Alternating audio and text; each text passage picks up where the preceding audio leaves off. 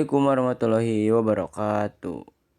Halo teman-teman, kembali lagi bersama saya Arman Maulana Irawan. Di sini saya akan menjelaskan materi mengenai VTP atau VLAN Trunking Protocol. Oke, langsung saja kita simak ke videonya. Nah, teman-teman, di sini kita bisa lihat apa itu VTP. VTP adalah protokol milik Cisco yang berfungsi untuk menyinkronkan konfigurasi jaringan VLAN Visual Local Area Network atau VLAN secara otomatis di beberapa switch sekaligus dalam satu domain. Oke, di sini ada fungsi VTP. Fungsi utama VTP yaitu adalah mengotomatiskan penyebaran dan sinkronisasi konfigurasi VLAN di semua switch dalam satu jaringan administrator yang hanya perlu membuat atau mengubah VLAN pada satu switch utama, dan perubahan itu akan otomatis direplikasikan ke switch lainnya. Nah, teman-teman, di sini ada tujuan VTP. Yang pertama, mempercepat konfigurasi. Jadi, kalian cuma perlu membuat VLAN atau mengubah VLAN di satu switch utama kalian ya, teman-teman. Dan juga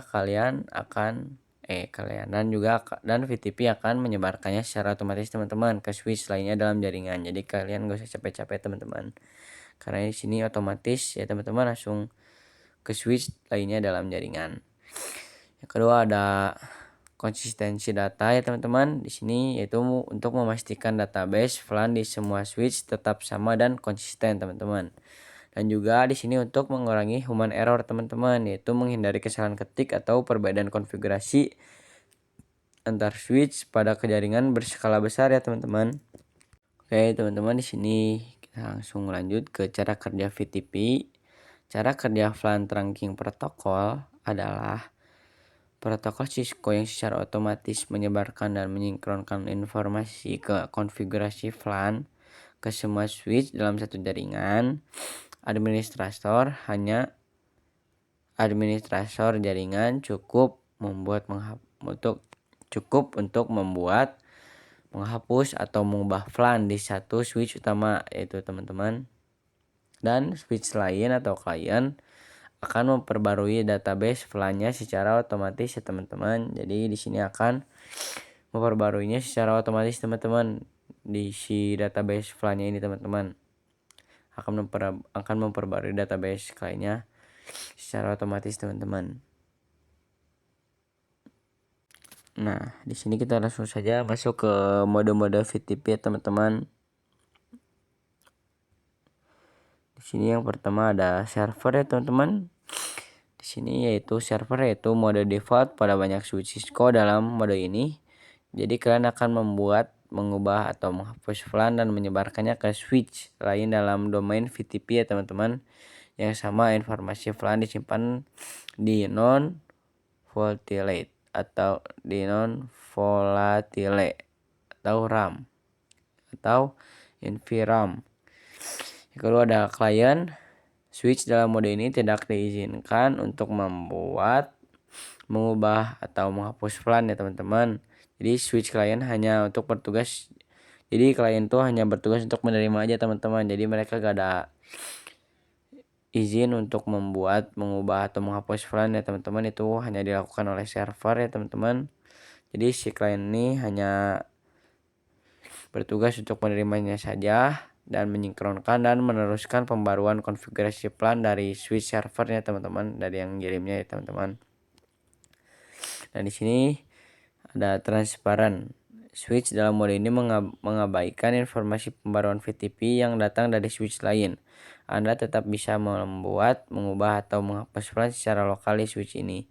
Namun perubahan tersebut tidak akan disebarkan ke switch lain. Nah, seperti itu ya teman-teman. Kita lanjut ke materinya. Oke, di sini ada kelebihan dan kekurangan dari VTP ya teman-teman. Kelebihannya yaitu menyebarkan informasi VLAN ke seluruh jaringan dalam satu domain ya teman-teman.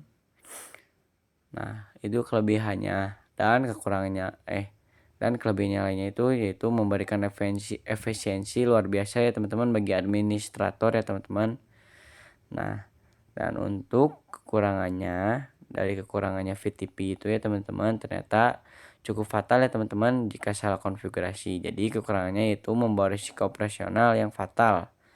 Jadi kita tuh kalau misalkan salah ngekonfigurasinya tuh itu bisa jadi kesalahan yang fatal banget teman-teman. Karena ini membawa risiko operasional.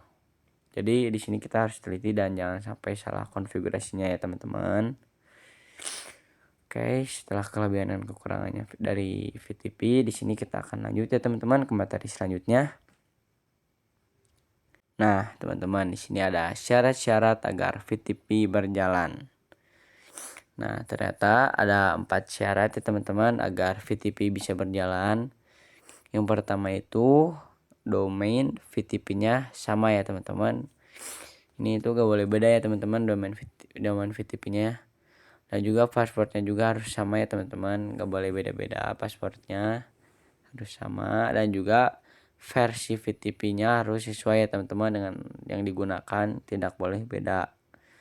Dan juga menggunakan trunk connection. Oke, dan yang terakhir ada contoh penggunaan VTP ya teman-teman. Nah, contoh penggunaan VTP-nya tuh seperti kita nih ya teman-teman sedang ada di dalam laboratorium komputer sekolah yang ada beberapa switch teman-teman di dalam laboratorium komputernya itu. Nah, dengan adanya VTP, nah itu bisa cukup membantu untuk administrator untuk membuat VLAN di satu switch server, lalu otomatis si VLAN-nya itu teman-teman tersebar ya teman-teman ke switch yang lain teman-teman yang ada di dalam laboratorium komputer itu teman-teman. Oke teman-teman, terima kasih kalian telah menyimak videonya. Seperti biasa jangan lupa like, komen, dan subscribe. Sampai jumpa lagi teman-teman di video selanjutnya.